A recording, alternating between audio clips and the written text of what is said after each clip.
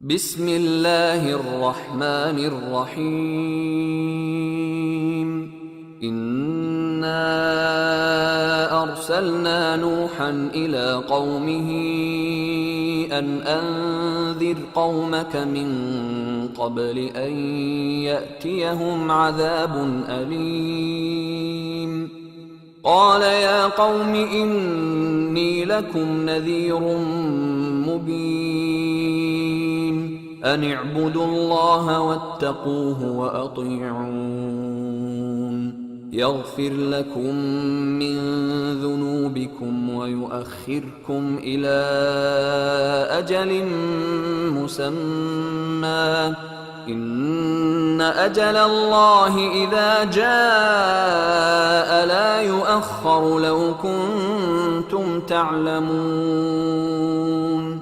قال رب إني دعوت قومي ليلا ونهارا فلم يزدهم دعائي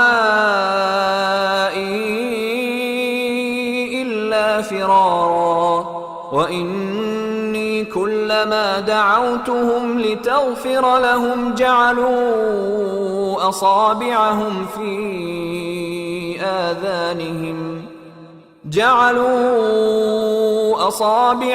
في آذانهم واستغشوا ثيابهم وأصروا واستكبروا استكبارا.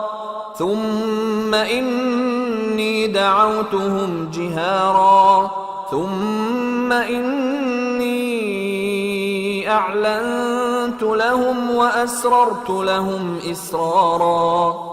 فقلت استغفروا ربكم إنه كان غفارا، يرسل السماء عليكم مدرارا ويمددكم بأموال وبنين ويجعل لكم جنات ويجعل لكم أنهارا.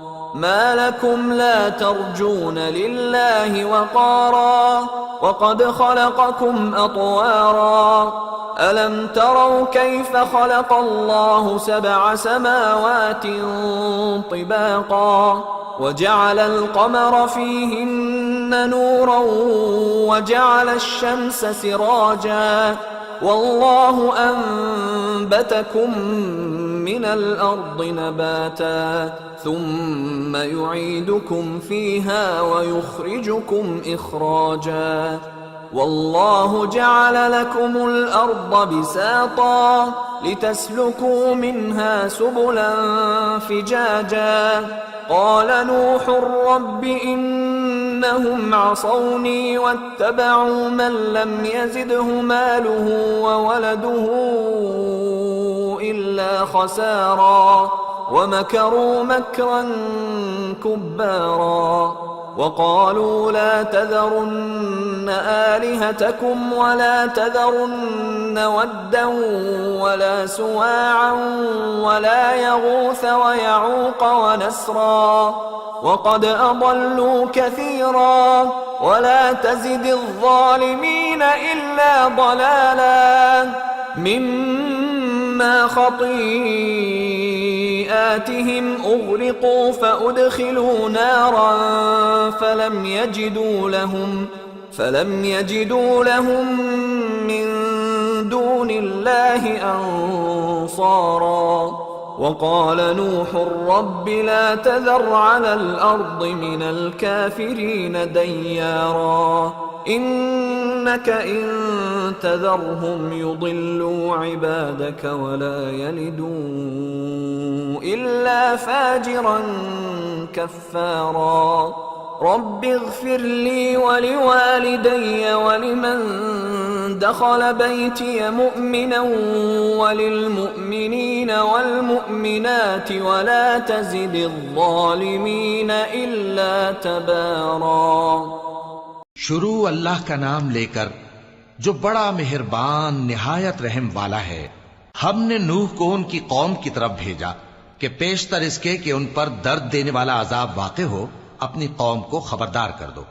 उन्होंने कहा कि भाइयों, मैं तुमको खुले तौर पर खबरदार करता हूं कि अल्लाह की इबादत करो اور اس سے ڈرو اور میرا کہا مانو، وہ تمہارے گناہ بخش دے گا اور موت کے وقت مقرر تک تم کو مہلت عطا کرے گا۔ جب اللہ کا مقرر کیا ہوا وقت آ جاتا ہے تو تاخیر نہیں کی جاتی، کاش تم جانتے ہوتے۔ جب لوگوں نے نہ مانا تو نوح نے اللہ سے عرض کی کہ پروردگار، میں اپنی قوم کو رات دن بلاتا رہا، لیکن میرے بلانے سے وہ اور زیادہ گریز کرتے رہے۔ جب میں نے ان کو بلایا کہ توبہ کریں اور تو ان کو معاف فرمائے تو انہوں نے اپنے کانوں میں انگلیاں دے لی اور اپنے اوپر کپڑے اوڑھ لیے اور اڑ گئے اور خوب تکبر کرنے لگے۔ پھر میں ان کو بلند آواز سے بھی بلاتا رہا، پھر علانیہ بھی اور رازداری سے بھی سمجھاتا رہا۔ پھر میں نے کہا کہ اپنے پروردگار سے معافی مانگو کہ وہ بڑا معاف کرنے والا ہے، وہ تم پر آسمان سے موسلا دھار میں برسائے گا اور تمہارے مال اور بیٹوں میں اضافہ کرے گا اور تمہیں باغ عطا کرے گا اور ان میں تمہارے لیے نہریں بہا دے گا۔ تم کو کیا ہوا ہے کہ تم اللہ کی عظمت کا اعتقاد نہیں رکھتے، حالانکہ اس نے تم کو طرح طرح کی حالتوں میں پیدا کیا ہے؟ کیا تم نے نہیں دیکھا کہ اللہ نے 7 آسمان کیسے اوپر تلے بنائے ہیں اور چاند کو ان میں روشن بنایا ہے اور سورج کو چراغ بنا دیا ہے؟ اور اللہ ہی نے تم کو زمین سے ایک خاص طرح سے پیدا کیا ہے، پھر اسی میں تمہیں وہ لوٹا دے گا اور اسی سے تم کو نکال کھڑا کرے گا۔ اور اللہ ہی نے زمین کو تمہارے لیے فرش بنایا تاکہ اس کے بڑے بڑے کشادہ رستوں میں چلو پھرو۔ آخر میں نوح نے عرض کی کہ میرے پروردگار، یہ لوگ میرے کہنے پر نہیں چلے اور ایسوں کے تابع ہوئے ہیں جن کو ان کے مال اور اولاد نے نقصان کے سوا کچھ فائدہ نہ دیا، اور وہ بڑی بڑی چالیں چلے اور کہنے لگے کہ اپنے معبودوں کو ہرگز نہ چھوڑنا، اور ود اور سوا اور یغوث اور یعوق اور نصر کو کبھی نہ چھوڑنا۔ اور اے پروردگار، انہوں نے بہت لوگوں کو گمراہ کر دیا ہے، اور تو ان ظالموں کو اور زیادہ گمراہ کر دے۔